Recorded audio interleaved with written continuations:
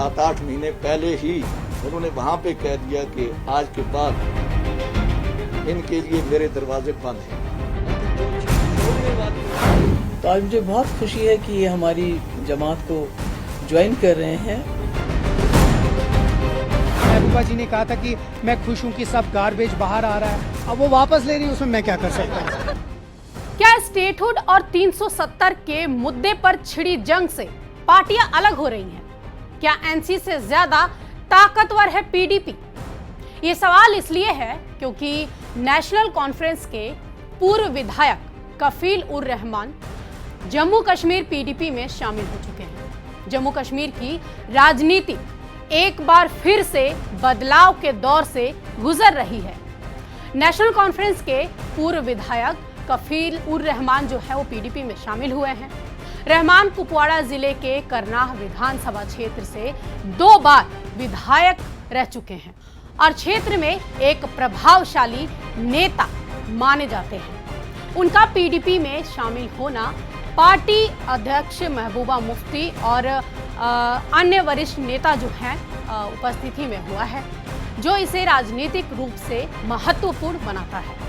आपको बता दें कि ये बदलाव ऐसे समय में हुआ है जब जम्मू कश्मीर की प्रमुख पार्टियों जैसे कांग्रेस और नेशनल कॉन्फ्रेंस और साथ ही पीडीपी के आपसी संबंध तनावपूर्ण होते जा रहे हैं। खासतौर पर जम्मू कश्मीर में कांग्रेस और नेशनल कॉन्फ्रेंस के बीच हालिया खटास ने राज्य की राजनीति में नए समीकरणों को जन्म दिया है। कफील उर रहमान जैसे वरिष्ठ नेता का पार्टी बदलना केवल व्यक्तिगत निर्णय नहीं माना जा सकता, बल्कि ये क्षेत्रीय राजनीतिक में बदलते रुझानों और आगामी चुनाव रणनीतियों की ओर से भी इशारा करता है। आने वाले समय में ये देखना दिलचस्प होगा कि इस कदम का जो असर है वो जम्मू कश्मीर की राजनीति पर कितना ज्यादा गहरा पड़ रहा है। चलिए बात करते हैं कि आखिर पूर्व विधायक कफील उर रहमान ने पीडीपी में शामिल क्यों हुए हैं, क्या कारण थे? कफील उर रहमान को पीडीपी में शामिल होना क्यों पड़ा? नेशनल कॉन्फ्रेंस और कांग्रेस में चल रहे खटास ये वजह तो नहीं? कुछ इख्तलाफात हमारे बढ़े, काफी सारी सूरतें जो यहाँ पे मैं बयान नहीं कर सकता हूँ आपसे।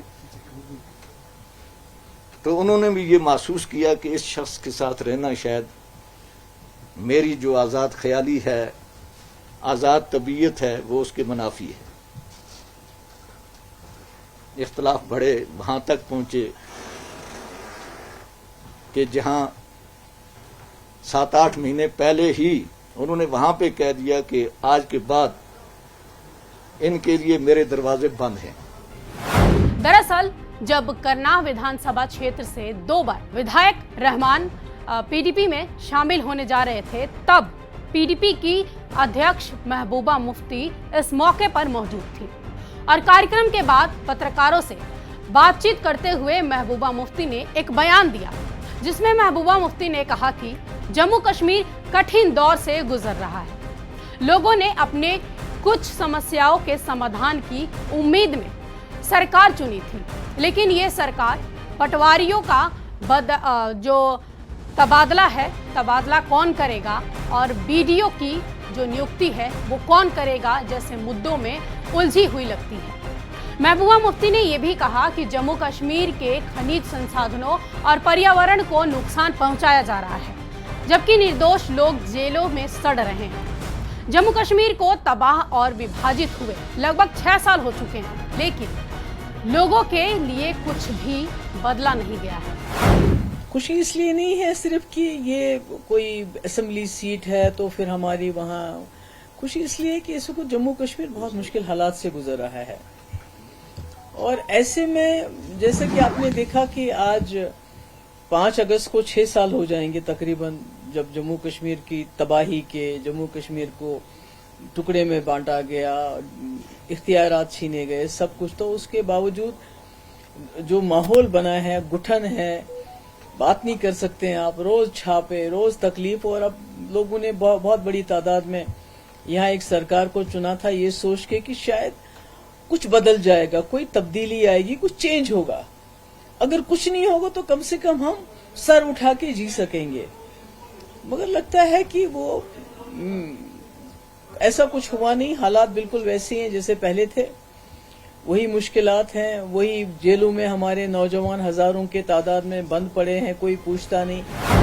पूर्व मुख्यमंत्री ने ये भी कहा कि हाल की घटनाओं ने ऐसा दिखाया है कि अगर जम्मू कश्मीर को संवेदनशील से नहीं संभाला गया तो ये दुनिया का ध्यान आकर्षित कर सकता है।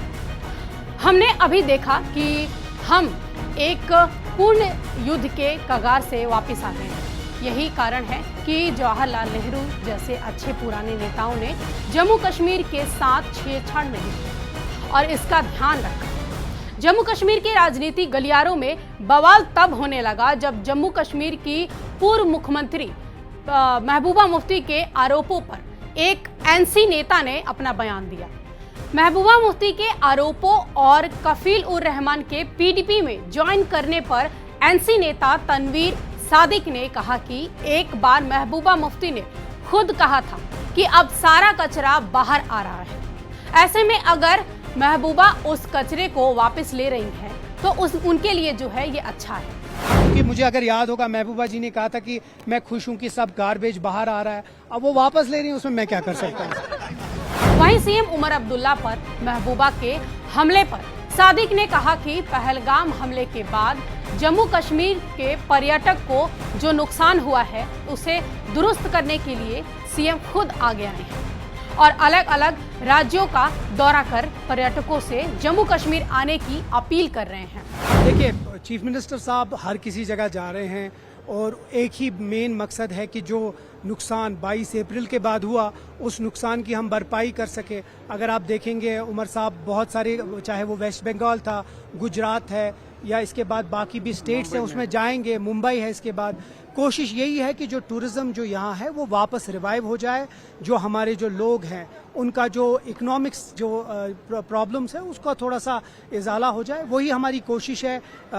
हम शुक्रगुजार हैं इन सब स्टेट्स के कि इनने अच्छे से हमारा जो रिस्पांस है बड़ा अच्छा आ रहा है बाकी स्टेट से और थोड़ा बहुत टूरिज्म भी वापस उठ रहा है। हाल ही में हमने देखा कि बंगाल दौरे पर थे, उसके बाद गुजरात दौरे पर, क्योंकि उन्हें कश्मीर के लोगों की चिंता है। आपको बता दें कि जम्मू कश्मीर में अनुच्छेद 370 के निरस्त होने के बाद 6 साल बाद पूरे होने पर इस क्षेत्र में शासन, बुनियादी ढांचे और नागरिक भागीदारी में एक परिवर्तनकारी बदलाव देखने को मिल रहा है। 5 अगस्त 2019 को लागू किए गए इस कदम ने पूर्ववर्तीय राज्य के विशेष दर्जे को समाप्त कर दिया और इसे भारतीय संवैधानिक ढांचे में और अधिक पूर्ण रूप से एकीकृत कर दिया। जबकि राजनीतिक बहस जारी है, सरकार का रक्षात्मक दृष्टिकोण सार्वजनिक कल्याण, लोकतांत्रिक गहनता और आर्थिक पुरोद्वार में ठोस सुधार पर जोर देता है। चलिए, इस चर्चा में फिलहाल इतना ही। आगे की अपडेट्स के लिए देखते रहें न्यूज़। 7-8 महीने पहले ही उन्होंने वहां पे कह दिया कि आज के बाद इनके लिए मेरे दरवाजे बंद हैं। तो आज मुझे बहुत खुशी है कि ये हमारी जमात को ज्वाइन कर रहे हैं। महबूबा जी ने कहा था कि मैं खुश हूं कि सब गार्बेज बाहर आ रहा है, अब वो वापस ले रही है, उसमें मैं क्या कर सकता हूँ।